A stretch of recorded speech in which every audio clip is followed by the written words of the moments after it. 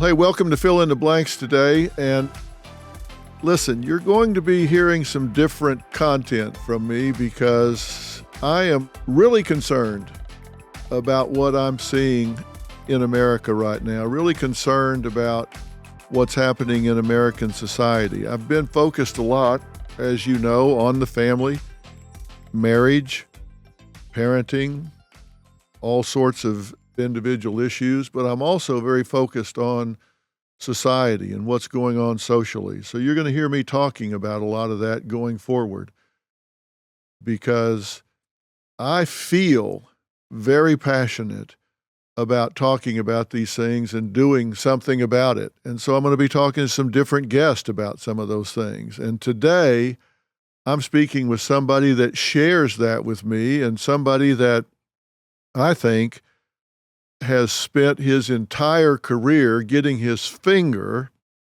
on the pulse of what Americans really think. Now, you may not recognize a name when you first hear it, but you will when you see him. I'm talking about Dr. Frank Luntz. Now, he's an American political communications consultant. He's an author.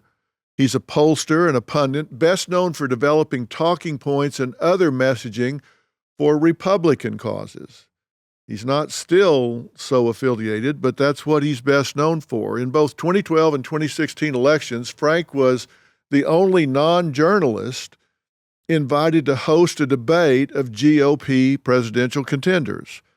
Now, he's president of Frank Luntz Associates, Frank I. Luntz Associates, research and consulting firm, and he has worked for more than 50 Fortune 500 companies and CEOs. Dr. Luntz is currently a professor at NYU Abu Dhabi and visiting professor at USC. And in 1993, he was named a fellow at Harvard University's Institute of Politics, the second youngest individual ever to receive this honor at that time. He's really famous for something called the Instant Response Focus Group. Now, this was something he pioneered and has been profiled on 60 Minutes, Good Morning America on Election Day, and on PBS award-winning Frontline. You've seen him on The Daily Show, Real Time with Bill Maher, Meet the Press, Nightline, The Today Show, PBS NewsHour, Face the Nation. He was a debate night, Election Day, and impeachment commentator on Bloomberg, CNBC, BBC in 2020, CBS in 2016, Fox News, MSNBC. I could just go on and on and on. He's co-hosted many live primetime specials and dial sessions during the presidential debates. And he's done 2,500 surveys, focus groups, ad tests, and dial sessions. Now, his resume is long and distinguished. I could go on for an hour just talking about that. But he's best known for his political commentary. More media outlets have turned to him to understand what all of us as Americans think. He's a good listener. If you want to know and understand the hopes and fears of Americans, you turn to him more than any other political pollster. Now, over the past years, Frank has visited more than a half a dozen countries on behalf of the U.S. State Department. He's also written 3 New York Times bestsellers, Words That Work. It's not what you say, it's what people hear. What Americans really want, really. And his most recent book, Win. It reached number 2 on Amazon. So, Frank, welcome to Fill in the Blanks. I'm so glad that I get to speak with you. You and I have been friends for a long time, but sitting down and having this kind of a conversation is something I really value right now because, as I said, I'm concerned about what's going on in America right now. I'm concerned about the divisiveness. I'm concerned about what we're doing with young people, particularly in the universities. So I want to pick your brain because I know you've been picking everybody else's brain. You've been doing this forever, and I'm really wondering what your opinion is of how things have changed, both politically and non-politically, in terms of the way people are thinking and interacting right now. I have my own views about that, but I'm curious what yours are. because you're talking and, more importantly, listening to people every day. How are things changing out there right now? I surround myself with people who disagree with me. And it's a great joy to have meals with and conversations with people who, quite frankly, think I'm full of it. And I am shocked that today, 2022, we want to be affirmed rather than informed. We want to be confirmed or validated. And the challenge to me is that we keep teaching young people pride when we should be teaching humility. There was so much more to learn. There's so much more in all these various conflicts than we possibly know. And Americans don't want to hear the other story. It's as though we reject Paul Harvey, who most of your listeners won't even know who he is, but we're not looking for the rest of the story. We're not looking for the details. We're simply looking for confirmation of what we already believe. And that, I think, is the greatest threat to democracy. I think it's the greatest threat to the country. And it is something that I don't know how to fix. I don't know what language to use. I don't know what words to say to people. Slow down, ask questions, speak a little bit less, and listen a little bit more. Do you think that led to the stress that caused you to have some medical problems and issues, your frustration with all of this? I know that my not speaking up and speaking out against Donald Trump, I'm going to answer every question you have, and I'm going to do it in a direct way. I appreciate, by the way, as a student of language, you're a nice guy, and you tried to ask me a very gentle question. I'll be more explicit. I had a stroke. My head exploded. And I believe that it did because I saw things that were happening in the country and across the globe, and I knew I should be more vocal about it, but I didn't want the pushback. I didn't want the consequences of it. For my entire life in politics, I attempted to speak truth to power, which meant that I would walk into a congressman's office or I'd walk into a CEO's office and I'd say to them, that speech you just gave was awful, or you're not connecting to your employees, or you're not communicating effectively to the country. Why are you saying that? Why are you doing that? I've never been afraid. And with Donald Trump, I was afraid. And all you have to do is go online to see what happens. He claims he can take criticism. No, he can't. He's a child. And you can't criticize a child without them fighting back, without them throwing a tantrum, without them misbehaving. There are things that Donald Trump did as president that are damn good. I know that people on the left will hear that and their minds will explode. But I was afraid to get into that fight. And I think in the end, my head just exploded. Look, I weighed 238 pounds. My blood pressure was 197 over 122 when I finally did have the stroke.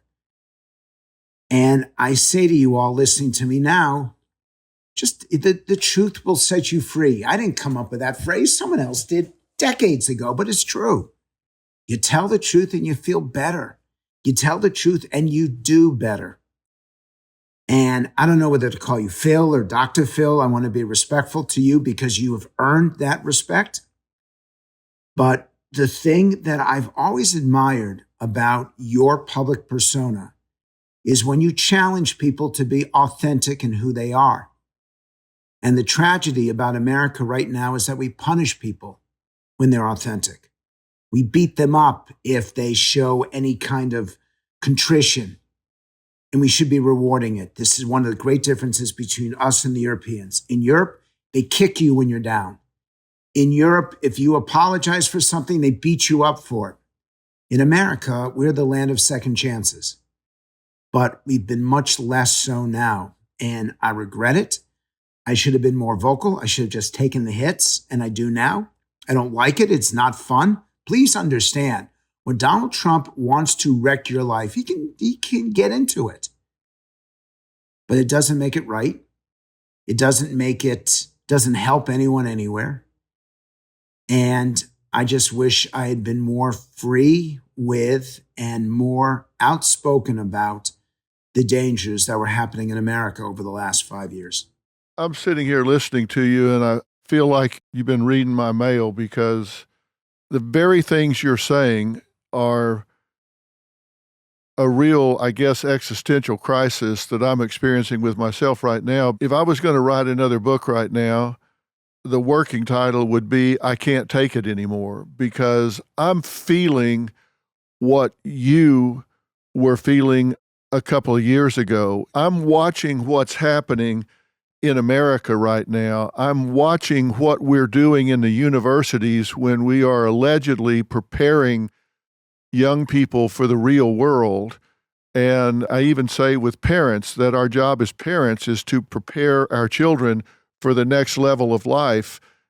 We go to universities where there's supposed to be an exchange of ideas, and that's no longer happening. A third of students say it's okay to yell down someone that's speaking that you disagree with. I'm watching what's happening and seeing these young people that are traumatized if somebody asks them to try to resolve cognitive dissonance, try to take the other side's position and articulate it.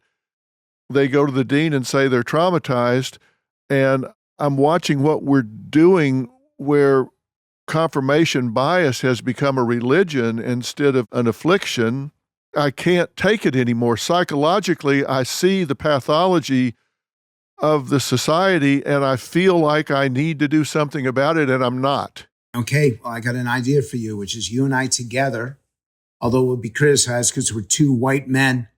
And by the way, this when I opened your podcast, I talked about embracing other points of view, embracing people that don't look like me. And I had a student up at Harvard, an African-American woman, tell me that it's because of my white male privilege that I have the ability to listen to these points of view, and that she doesn't, because she's always under attack and she has to associate and affiliate with other Black women because it's the only way that she can make it through life. And she's criticizing me for being so open, suggesting that it's because of something that my ancestors were able to do. And that's just crap.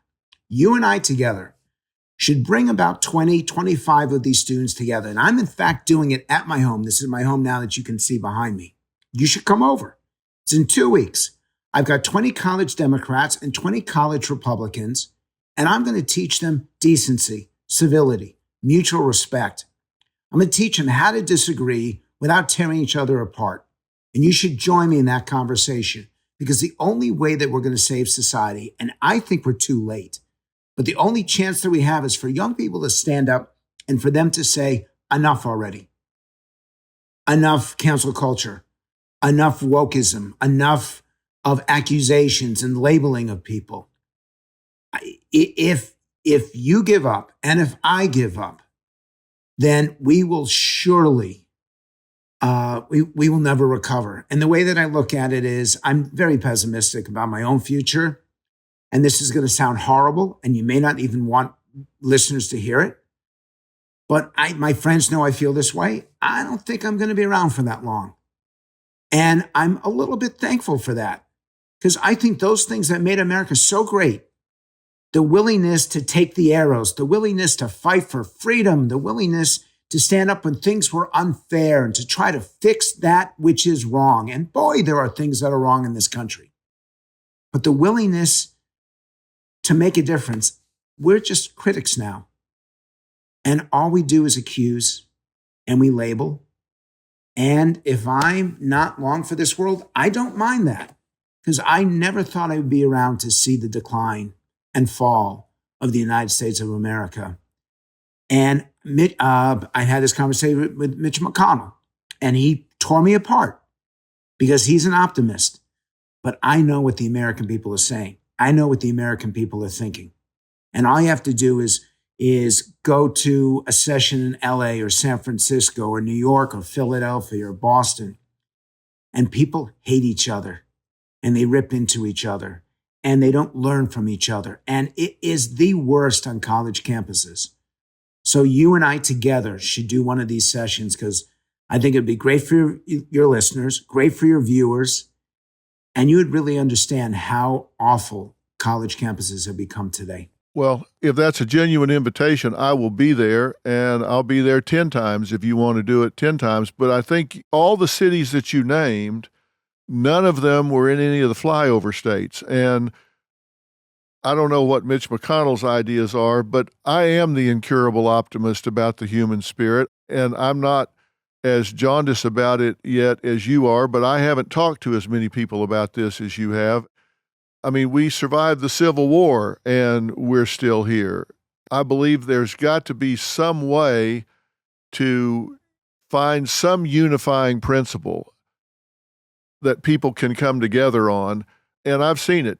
I started doing shows. I'll give you a list of things that were other than just general psychological type things. I've dealt with violence, no bail, defunding the police, failed prosecution, the Great Resignation, shoplifting and the failure to prosecute, implied bias, white privilege, legalization of marijuana, homelessness, teaching CRT, which is not done, but people think it is, pronouns, transgender, BLM, all of these things. And one of the things that I've seen is I brought in both sides because I wanted to have a debate where people could actually have a chance to tell their side.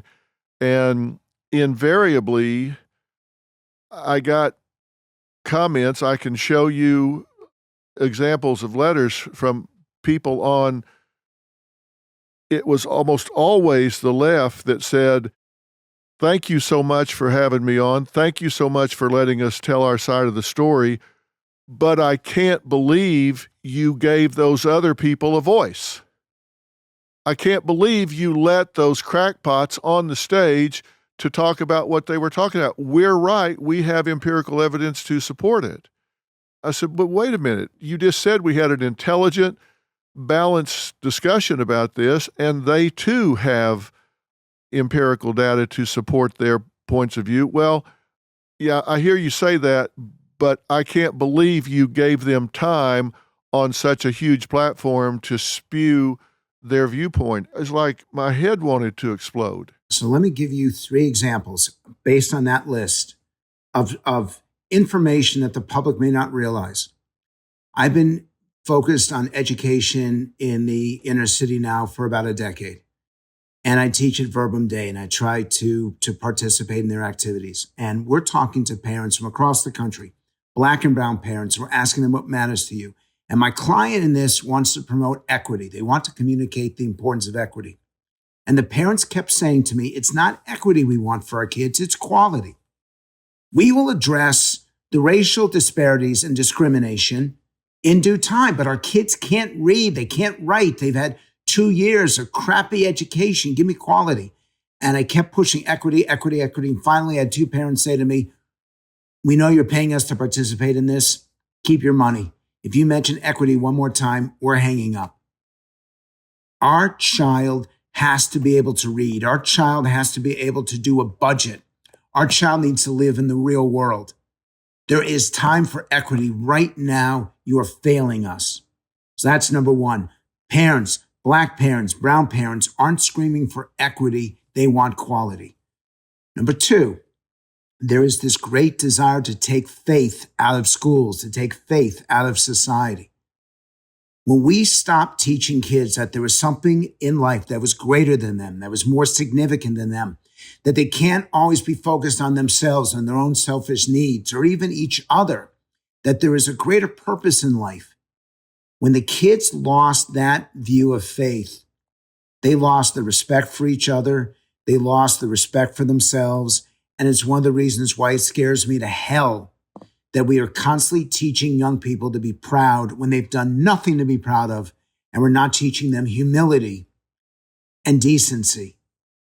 And parents embrace that, and even the young people I talk to embrace that. Teach humility, not necessarily pride. And third, and this is not about education, but it is about the future. Just how many young people today in the schools believe that their lives are going to be worse than their parents.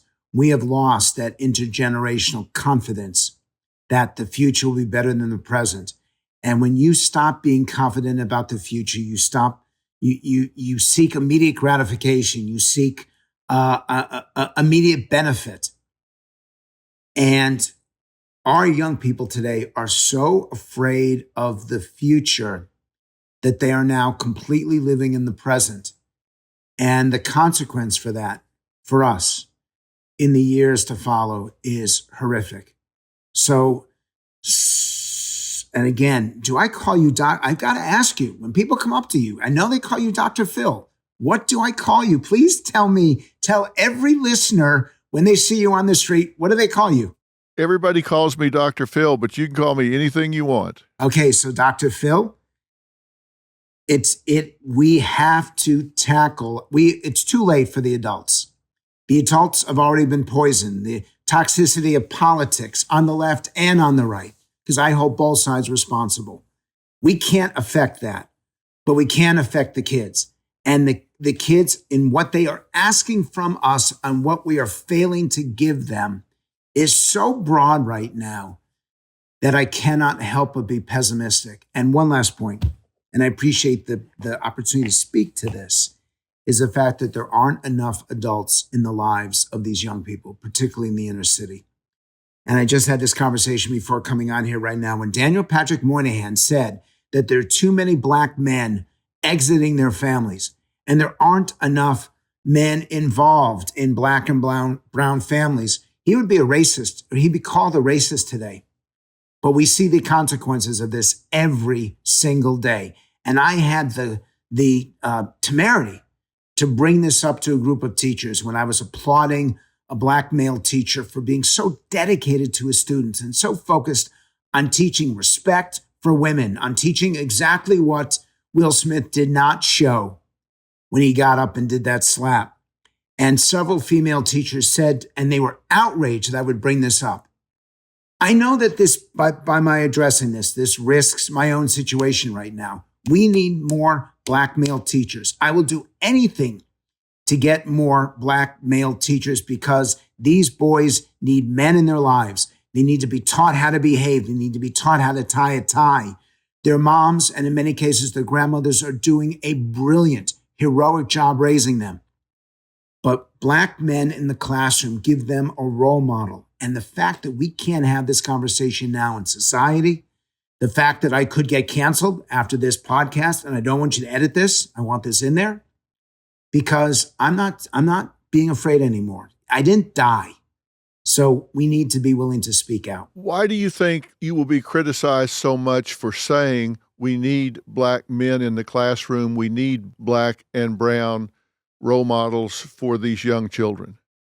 Because it happened to me, because I'm on a focus group and I want to air that focus group. I've got a tape of it. I want to put it on TV, but I'm not allowed to do it. And two of these female teachers said, I can't believe you just did that. Not in this day and age. I told the truth, and they know I told the truth. But the way that we now look at it in society is if someone else is rising, by definition, it means that we are falling. And it has never been that way in American society. We always believed that a rising tide lifts all boats.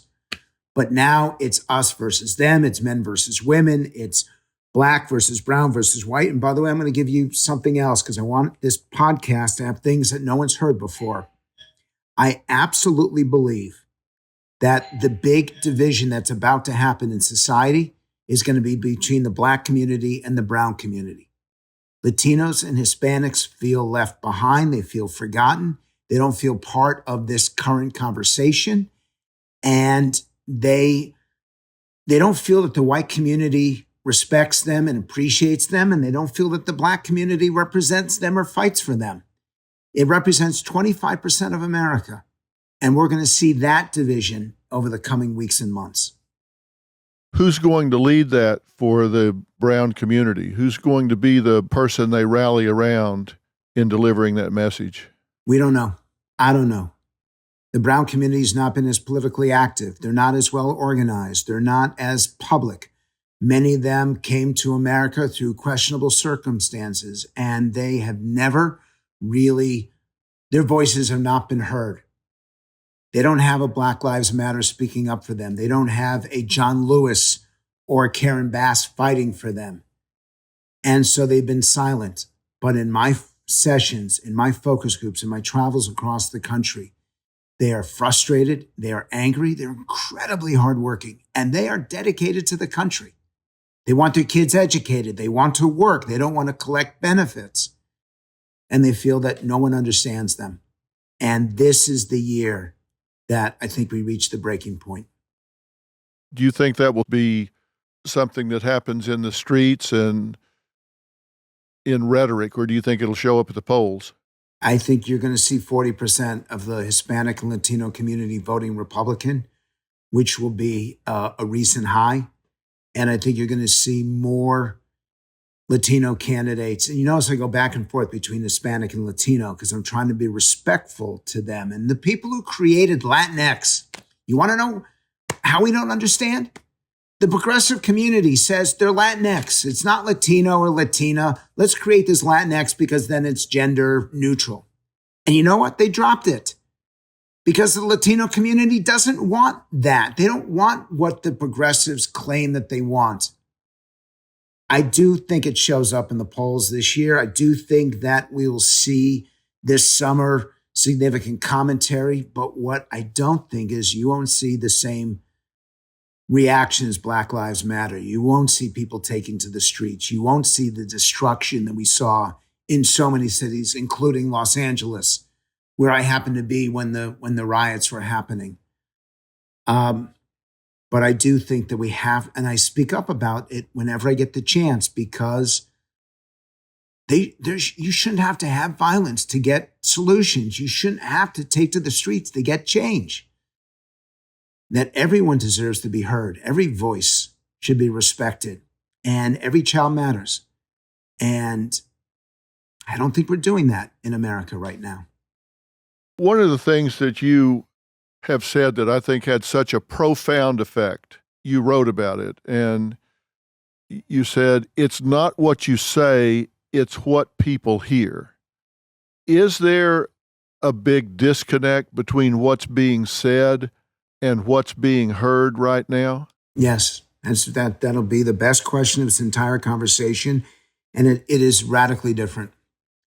And I'll start with the Latino community. They hear that too many people believe they're in this country just for the benefits rather than to earn a decent day's living, and that they've come here to take advantage of America rather than contribute to America. And I know the truth because I work in these communities and I get to know them very well. And I know that there is a hatred of immigrants right now that is undeserved. My grandparents come from Ukraine. My great-grandparents come from Ukraine. My entire lineage is from Odessa and from Kiev. And I look at that conflict and there, but for the grace of God, go I. And so I see these people wanting to come across the border, and all I ask of them is, let's do it legally. We should be a nation of incredibly wide gates, but still a nation of tall fences, so that we welcome people who want to contribute to America, that we welcome people who want a better future in America, because that's what makes us such a strong country, without encouraging lawlessness, without encouraging disrespect for the rules of the country.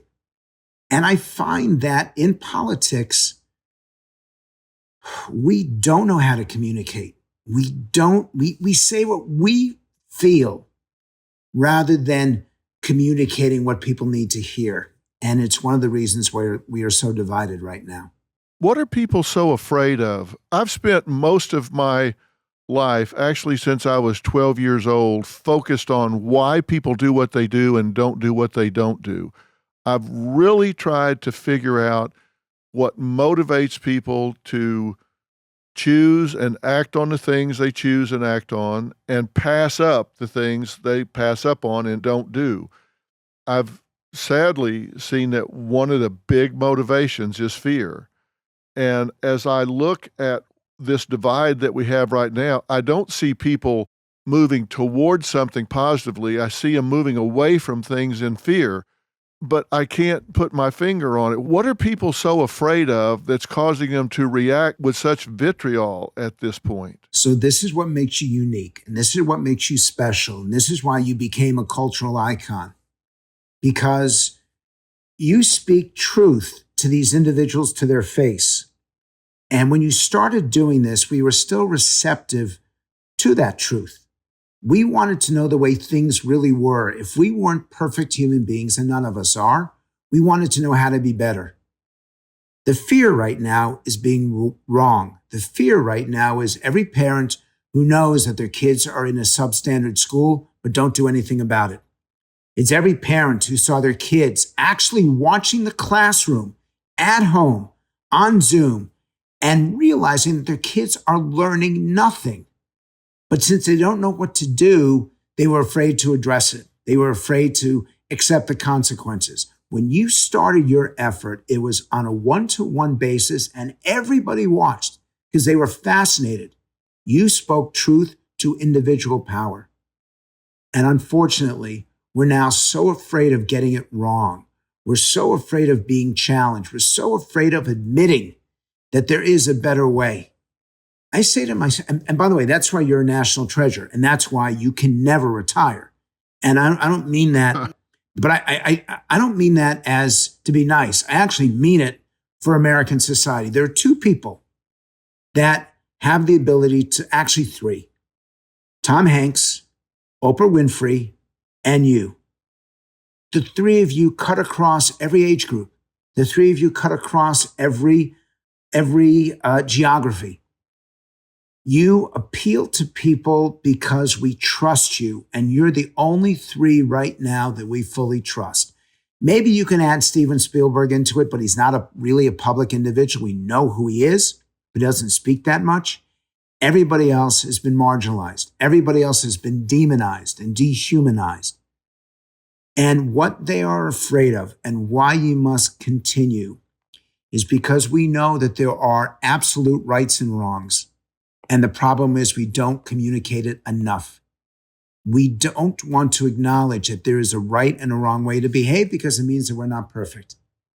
And you need to continue to speak truth to power. You need to continue to put that mirror up in front of us and challenge us to be better.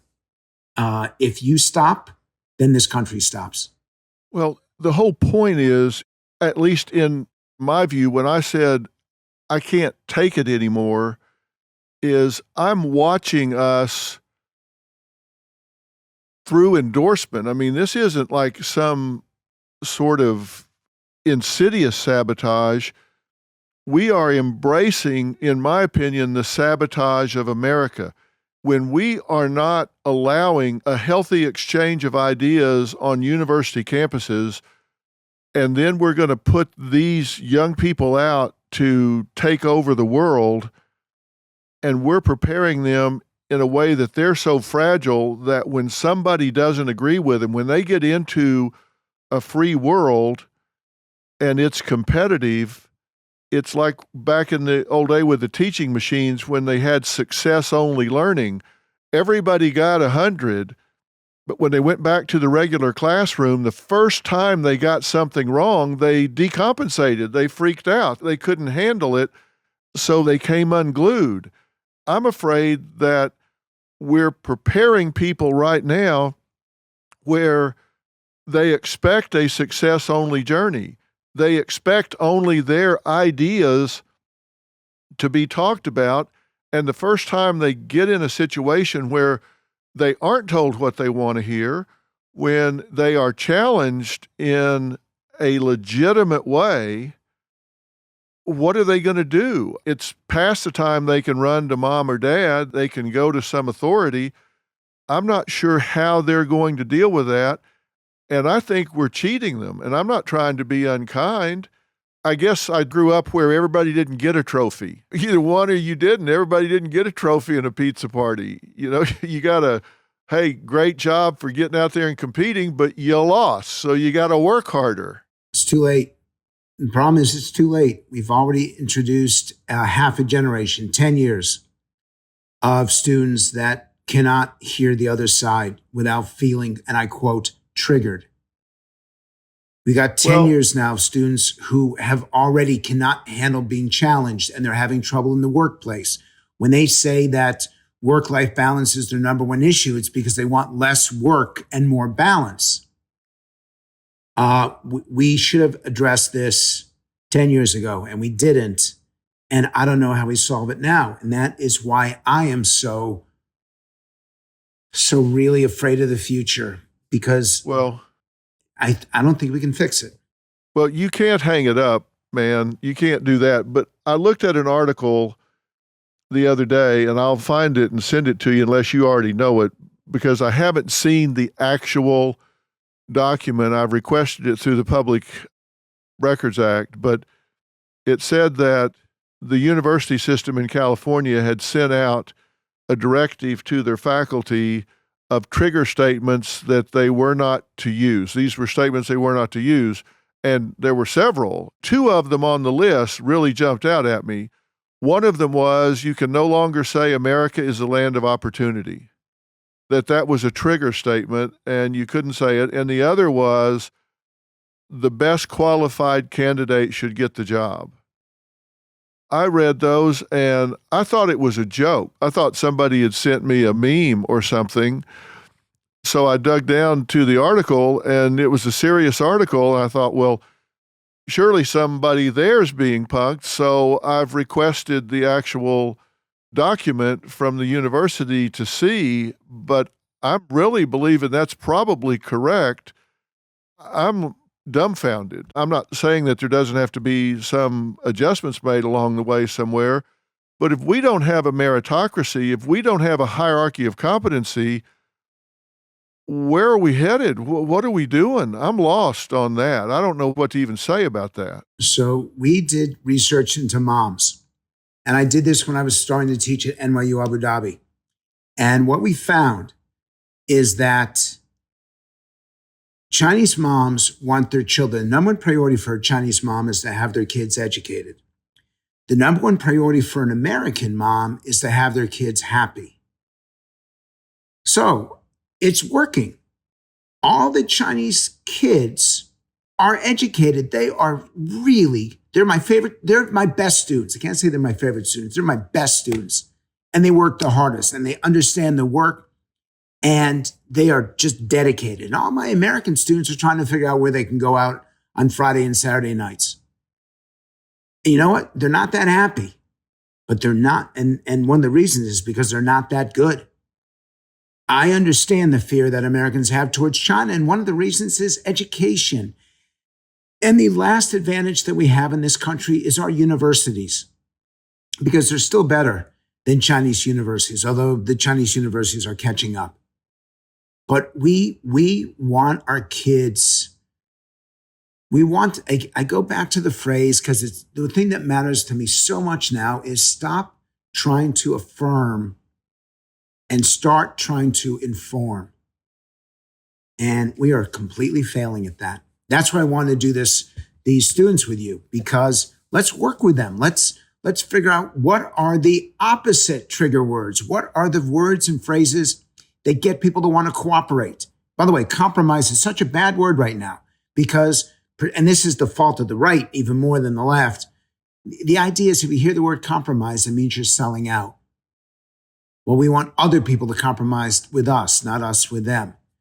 That we've lost the idea that there are times when both parties can win if they just work together, side by side. So we're developing a lexicon right now that will address conflict resolution. The idea that things should be meaningful and measurable. Meaningful, so they're significant, that you can actually feel it and experience it. Measurable, so I can put numbers behind it to prove that it's the right approach. The strongest attribute that we're looking right now isn't security, it's peace of mind. Security means that there's a dog or a fence or something, there's a threat out there and we need that security. Peace of mind means we don't need it. It's not necessary for us. And the one that's probably the most important to me is capitalism. To too many people, capitalism means Wall Street. It means greed. Economic freedom to those people means Main Street, small businesses, that opportunity. So my life is now spent on developing a new lexicon for where we are and how we need to communicate.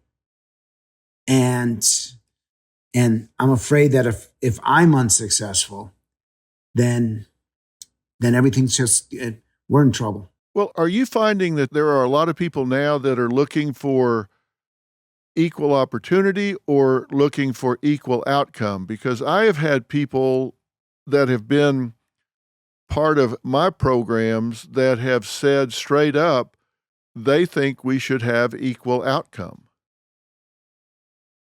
And I was stunned at that. And these were young people, students from our universities here in LA. Well, you've heard this story before. It used to be 50 years ago that people would see the guy with a house up on the hill and say, I want to be that guy someday. And now when they look at the guy up on the house on the hill, I want to take that guy down and burn down his house. The problem we now have is, and this is twofold. Number one is that we don't respect those who work hard, play by the rules, pay their taxes, get themselves educated, pull themselves up by their bootstraps, and they are successful. That used to be the American dream, that you did all the right things and you could be successful.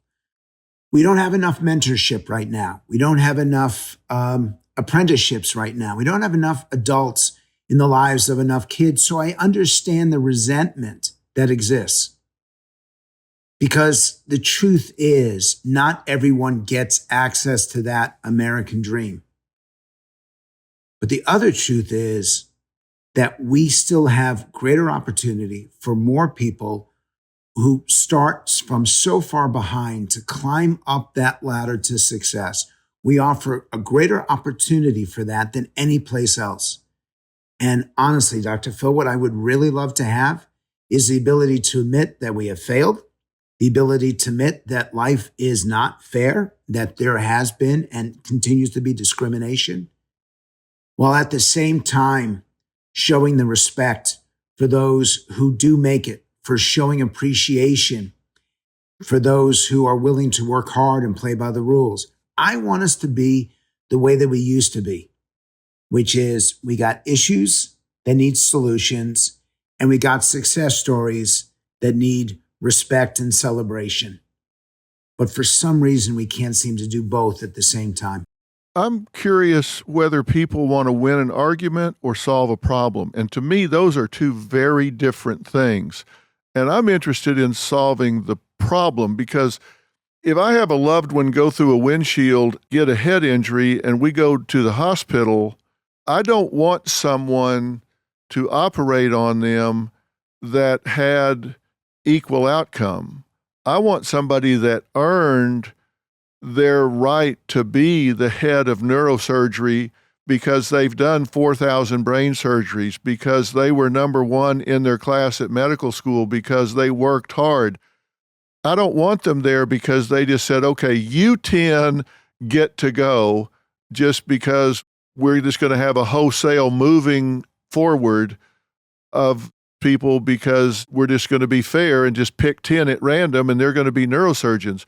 I don't want that person operating on my loved one. I want someone that had consequential knowledge and therefore they aspired to that position. And I want other people to look at that aspirationally and say they want to aspire to that position. But what Verbum Dei, which is the most amazing Jesuit school, high school in Watts. It's right on the border of Compton. It's in the toughest part of South Central Los Angeles. What I've learned from them is that these young men don't even know the opportunities that are open to them. They don't know the options that they have. And so I do want to give them a leg up. No one explained to them about private equity. Their goal, their success is to be in charge of something, not realizing that they have the opportunity to be in charge of amazing things. I want to give them that opportunity. I want to teach them about private equity. I want to teach them about investment. I want them to know that hedge funds, that they can do these things. But I also believe, and I'll give you the phrase that we use, do you want to make a statement or do you want to make a difference? And I'm on the side of making a difference as you are. Yeah. When did political correctness really take over logic and making a difference? Because right now I see people that will use a wrong word. They will be seized upon, canceled, whatever the term might be for that given time. It may have been a poor choice of words. It might have been a one-off situation that does not reflect their entire life. Their entire life might be in category A. This incident of political incorrectness is category B, and it's a one-off, but it's like, gotcha. So they're seized upon, and the mob mentality takes over, and it's like, okay, we got one. It seems like that's the mentality that a lot of people embrace today, and I think a lot of good people are swept to the side because of that. Well, when television took politics into everybody's home and it became immediate, that was the beginning of cancel culture. And now with social media, which we have not addressed, the fact that negative tweets are so much more likely to be shared than positive ones, or negative postings on Facebook are more memorable than positive ones. With television, it meant that a mistake that was committed in Seattle would now be seen in Orlando and Tampa. With social media, it meant that the mistake that was made at 9 a.m. will go around the world by 12 noon. Unfortunately, technology does not go backward, it goes forward. It has been the greatest democratizer of any aspect of this conversation. And people just simply need to be more careful. But I think that we've lost the ability to forgive. We've lost that goodness in our heart to give people a second and third chance. We've lost empathy. And that is very recent. That's over the last 5 years. We now make fun of people because someone like me who doesn't enunciate as well as I used to, or people who think more slowly than others, or people who have a more graphic communication. We want to own people in our commentary. And that is over the last 5 years. And once again, you can't put the genie back in the bottle. This is not getting any better. It's getting worse. And Dr. Phil, what your show does and what you do is to allow people to improve without killing them. And that's what makes you unique. Because now there are people who are trying to kill Will Smith. No, I don't want to cancel him. All I want from Will Smith is to do some sort of podcast. In fact, you need to do it. I'm going to give you a good piece of advice for society, not just for you. Get Will Smith on this and ask him what message is he sending his own children by getting up and slapping Chris Rock for saying something ridiculous about his wife.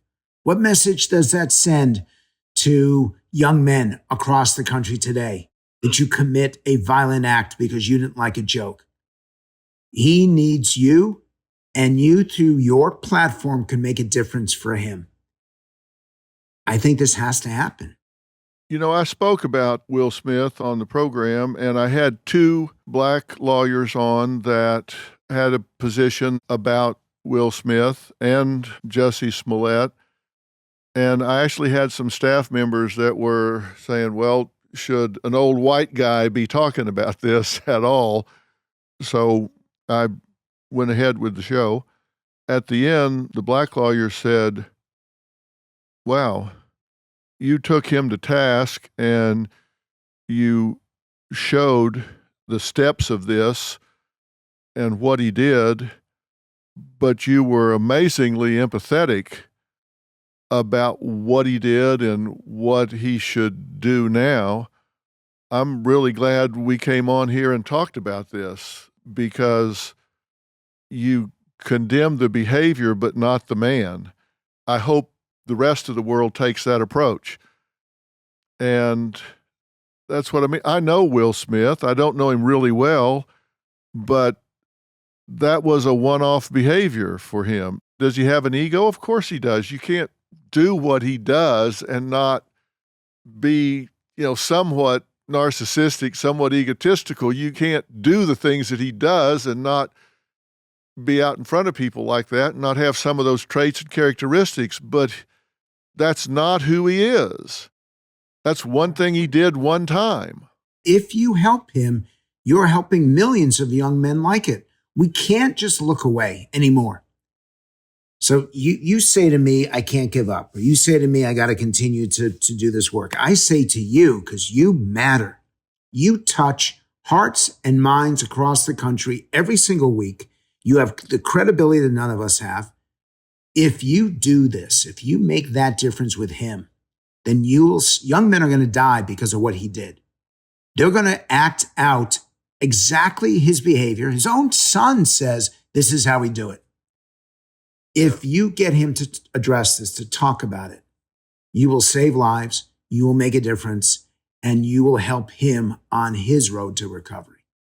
Well, I would certainly sit down and talk to him. I'm afraid he has surrounded himself with people that don't want him to be accountable.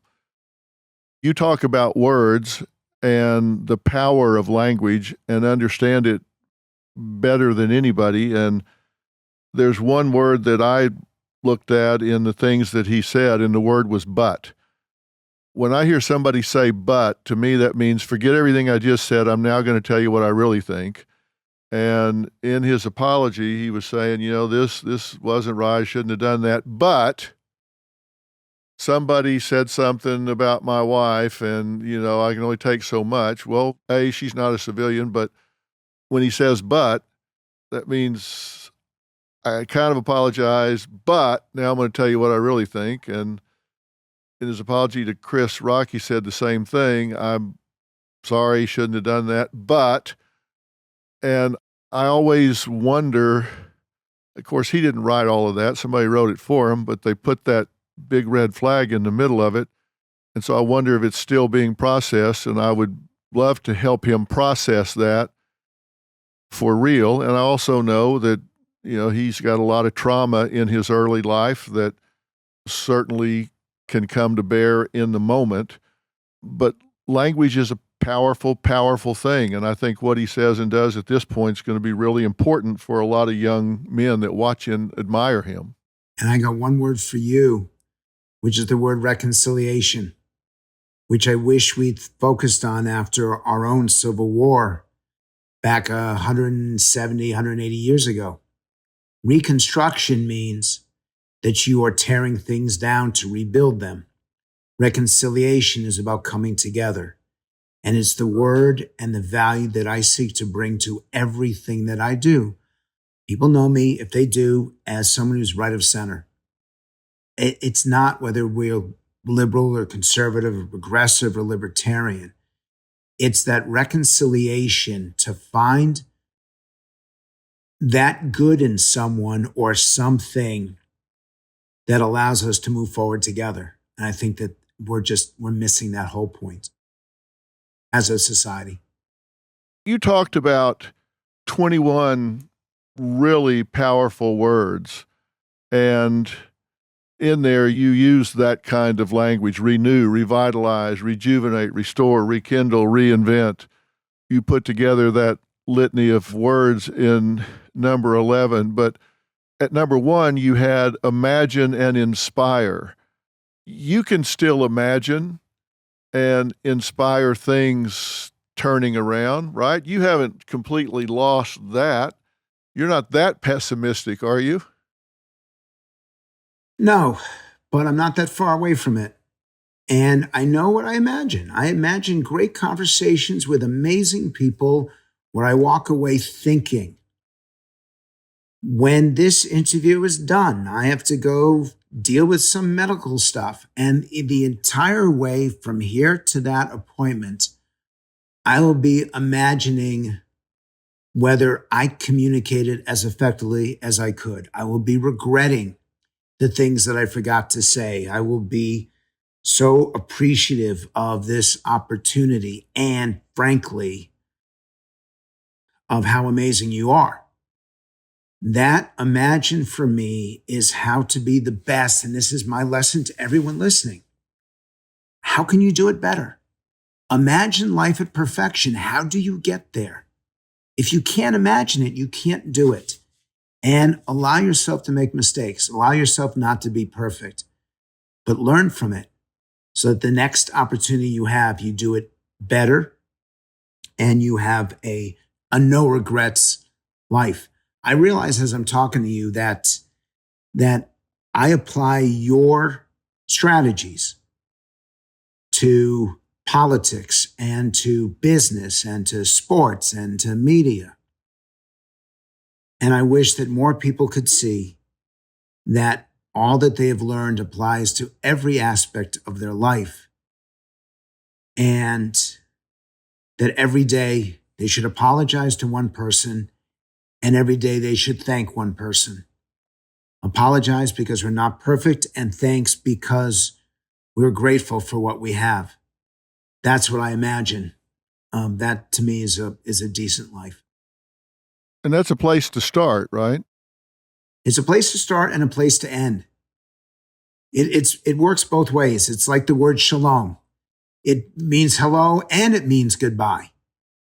I want to wake up in the morning believing that I'm going to make a meaningful, measurable difference. And I want to go to sleep at night having done that in general and having done that for other people. And these aren't just words. This is how I live my life. Yesterday, I want to address the conflict in the Middle East. I want Israelis and Palestinians to find a way to live in peace side by side.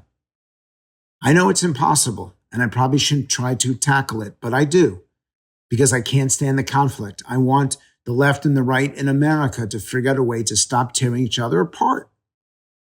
So I guess I try to do in politics and in global affairs exactly what you do every single day in your life.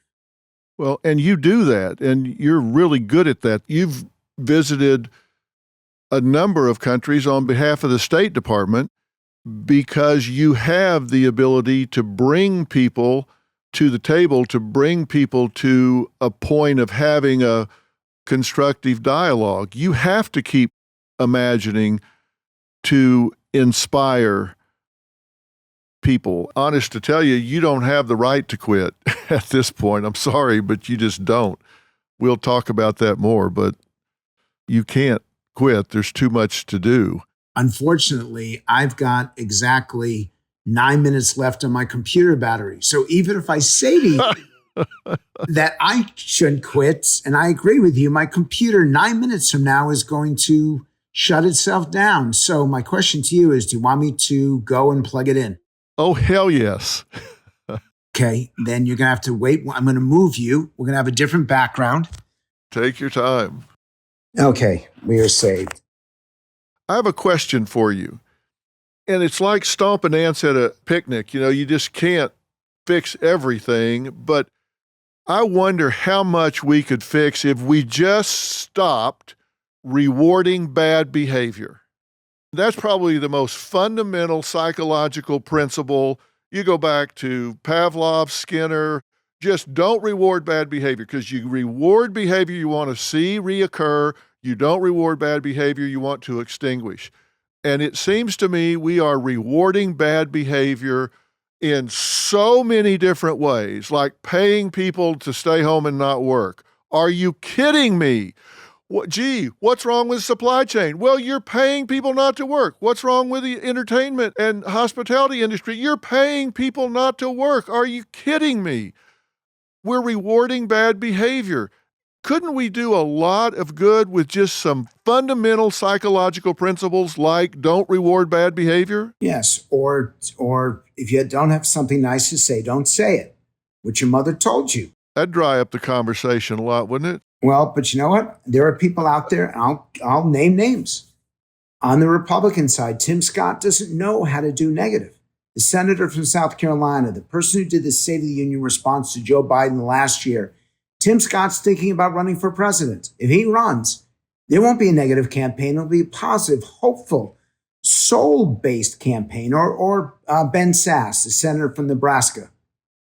This is a guy who's probably the smartest member of the United States Senate. And the guy just doesn't do negative.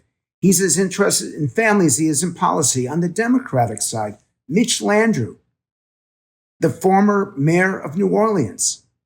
The guy cares more about people. He's the most humanistic candidate I've ever met in my life. Michael Bennet, the senator from Colorado, who before he was appointed senator was in charge of education, was in charge of public schools, or Cory Booker, who ran for president.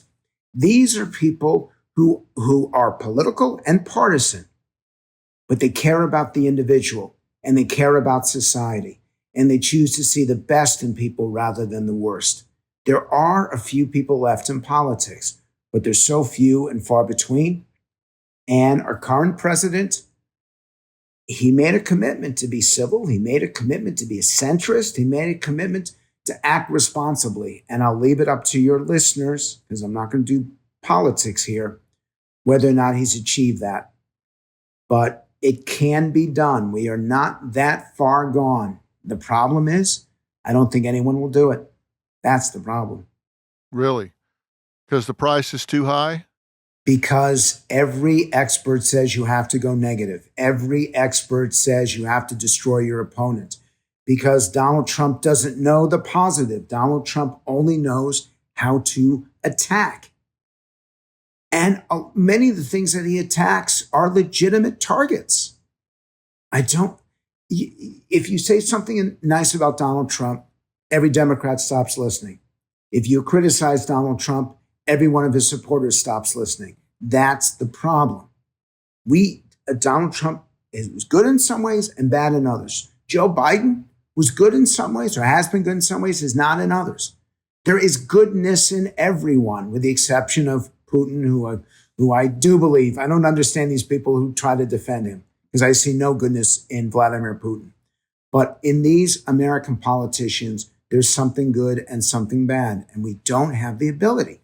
I'm going to throw the question back to you. I agree with what you just concluded, that we've been rewarding bad behavior.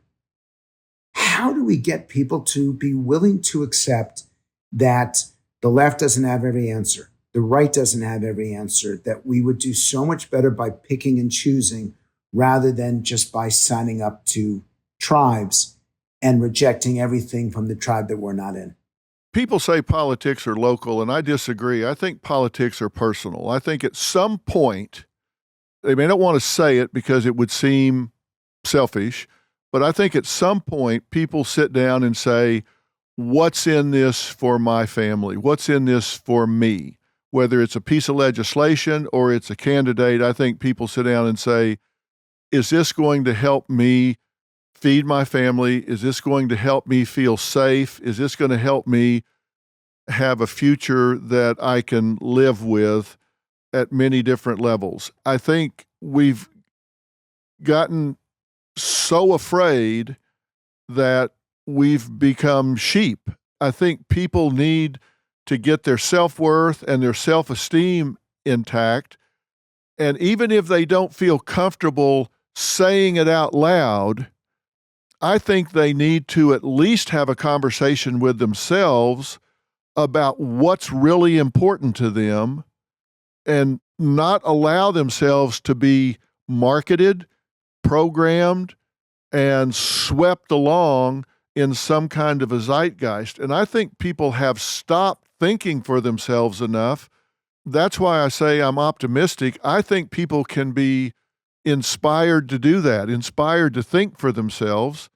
I don't think that's happened enough. And maybe they don't feel like they want to go down to a town hall meeting and stand up and declare this or declare that. But I do think we can encourage people to think for themselves and vote their conscience, even if they don't feel comfortable going public about it. That hasn't happened. There are 3 skills that are essential to this. The first is learning how to ask questions. We know how to make statements, but how do you ask a question that doesn't automatically bias or determine the result? And it's asking it so you get genuine insight, not just a simple answer. Americans don't know how to ask questions anymore. Number 2 is, how do we actually hear what somebody is saying rather than putting it through our own filter? To accept what's coming back to us and process it from their perspective, not just from our perspective. And third is not just to be living in the present, but also to be living in the future. that we tend to react to things as they are impacting us right now, which is not at all how the founding fathers saw this country when they were putting it together. They were making decisions based on what would happen 50 or 100 years from then, rather than what happens to us right now, today, this hour. I think if we learn those three attributes, we'll be a stronger country and we'll be a better people. Well, let me ask you something. You say ask questions, but I've had people come on who are suspect in criminal cases, and their lawyer says, okay, I'll let them come on, but I want to know what you're going to ask them. And they expect that I'm not going to say, okay, but I say, sure. Here's a list of the questions. It's not the questions, it's the follow-up questions that they need to be concerned about. And what I see when these politicians are getting questioned right now, they've got 4 pivot points they're going to go to. You can ask them if it's warm outside, and they're going to go to one of their pivot points. It's like the interviewer's just kind of like, okay, well, we're out of time, so thanks for being here. Why are people not asking follow-up questions and saying, I'm sorry, that's not responsive. This bill does not have anything to do with what it's called. Tell me about this. Nobody's asking. Are they not doing their homework? Do they not care? Are they afraid that they'll never get to talk to anybody again? Why is nobody actually asking probative questions of these people so the American public knows what's really going on? So I'm going to shift halfway over, because I think that most good reporters do ask the follow-up and then the second follow-up question. I'm more afraid of the accusatory questions, where they're clearly not listening to the responses, where they simply want to make the politician look bad.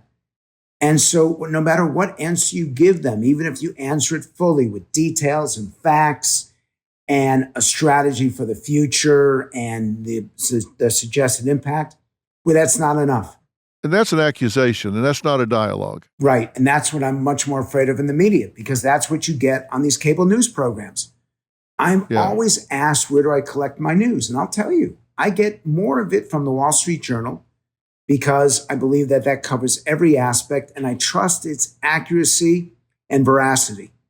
I get my TV news from CNBC, because they can't afford to be inaccurate, because they're giving you business news and you'll lose a fortune if you get it wrong. Those are the two places where I go to get the facts and get the actual news rather than perspective. It's not there to make me feel good. It's not there to validate whatever I believe in. It's there to inform me so I can make the right decisions. And the tragedy is that we don't have enough outlets like that are truly dedicated to facts, information, and perspective. Yeah, and I go with you when you say you move over that half. If somebody's coming in with an agenda and they're just trying to gotcha with a politician to prove something up or to get that viral moment, that's not a dialogue. That's not a question. But the questions I ask come from 2 sources. One is, I think I have a natural curiosity where the next question just presents itself. Somebody says something and it's like, well, given that, I want to know this. And the other is, I try to ask the question I really think the viewer wants to know the answer to. The questions write themselves. Like, I want to know about this France t-shirt you've got on. Yes, and the reason why I wore this is because yesterday was the most important French election in a generation. Right. And the President Macron was successful, but there's going to be a runoff. And his lead over his opponent, his next most popular opponent, Le Pen, was very narrow.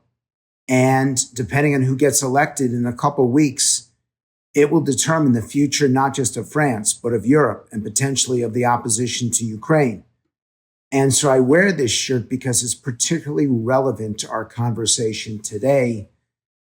Decisions that you all who are listening to Dr. Phil and myself right now, the decisions that you will make in The primaries that you're facing across the country and the general election in 2022, we don't have to wait to 2024. How you vote will decide the future of this country.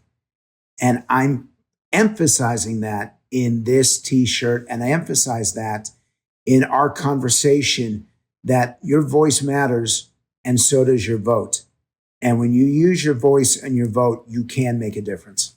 I want to add something to that I think is really important. I think people underestimate the importance of local elections. Judges, all of these local elections have so much impact on the quality of their day-to-day life, and oftentimes they don't get that far down on the ballot. And they vote for a party. So Yeah, they exactly. may get that far, but they have no idea who's running for office. And those local elections often determine the taxes that you pay. They determine the local parks. They determine the garbage collection. They determine your quality of life more than what anyone in Washington does. So not only should you pay attention because it's your responsibility, you should pay attention because your life is going to be impacted by the people who are responsible right there in your town or your community. Who are going to be the presidential candidates? I think at this point, I don't know if Trump runs. I do believe that if he runs, he's the Republican nominee. I do not believe Joe Biden runs. I think the vice president, I think she absolutely will go for it, but she is such a high negative right now, and I don't see her improving that. I don't see that she really understands why people are so critical of her. So I think it's really, we don't know now. All that I can tell you, and it breaks my heart, is that as ugly as 2020 was, 2024 is going to be even worse. Really? And that's, it's a bad way to end a podcast, but it's the truth. We have learned how to tear each other down with great precision. We have not learned how to build a country back up again. Yeah, so you're pessimistic about that. Very much so. What's going to happen in Ukraine? I am very guilty of not being there because I have relatives who are there. I don't know what I can do. I've turned my Twitter over to it. So if you're following me on Twitter, that's why there are 4 or 5 tweets a day on it, because I want you to have the truth about it. I think in the end, they're going to get destroyed. I think that they will actually draw to a neutral in the military because these Ukrainian fighters are fighting for their country.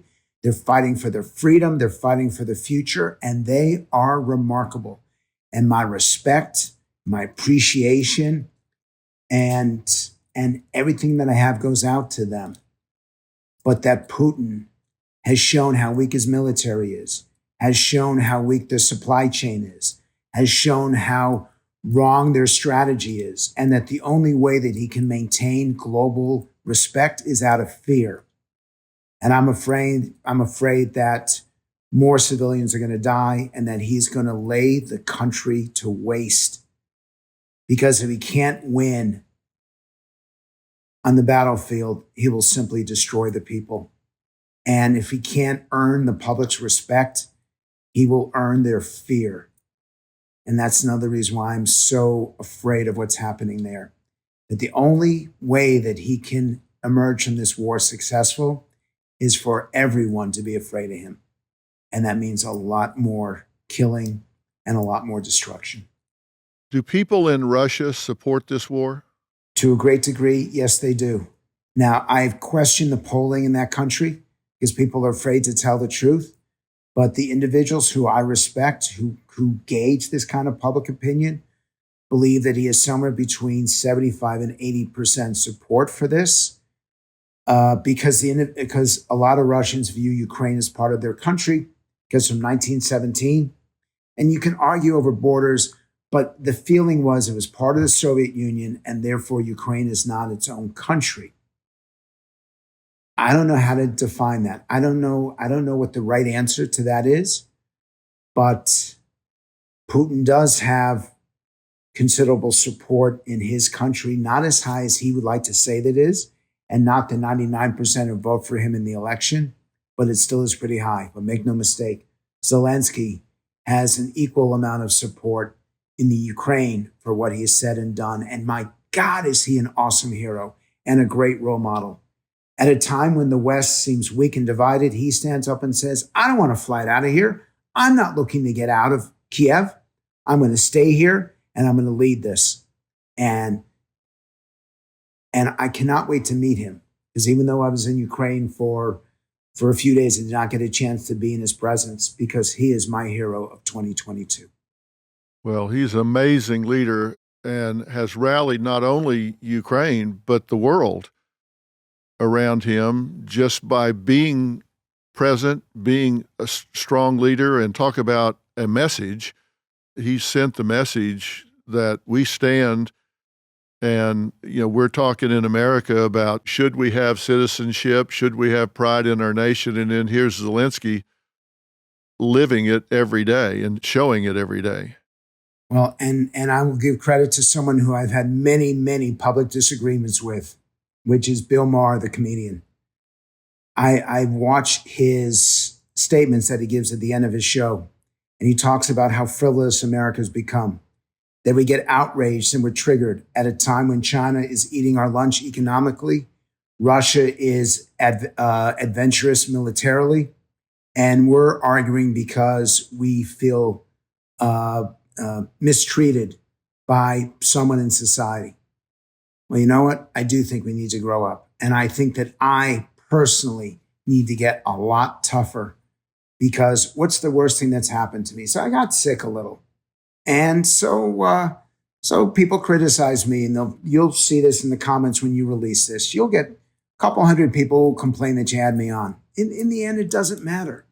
If you believe that America's a good country, if you believe that America's a great country, if you believe that our best days are still ahead of us, then we know the things that we need to do to succeed. We know who our opponents are. We know who our competitors are, and we know who our enemies are.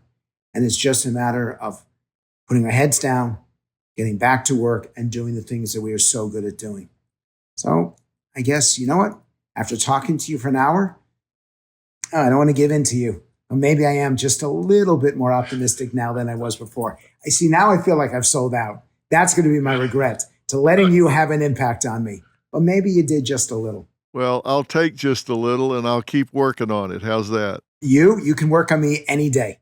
All right. I'm going to hold you to that. If people want to criticize me having you on, then have at it, because I consider you a friend. I consider you a colleague. I admire the work that you have done over the years, the instant focus groups, all of the work that you have done in the political arena and outside the political arena, the body of work that you've created, the books that you've written. Powerful, powerful stuff. And I hope we can do this again sooner rather than later. I will plan to be at your house a week from Friday, and we'll talk between now and then to work out the logistics. Well, that's going to be very memorable. That is what I care about the most. Not the politics, not the policy.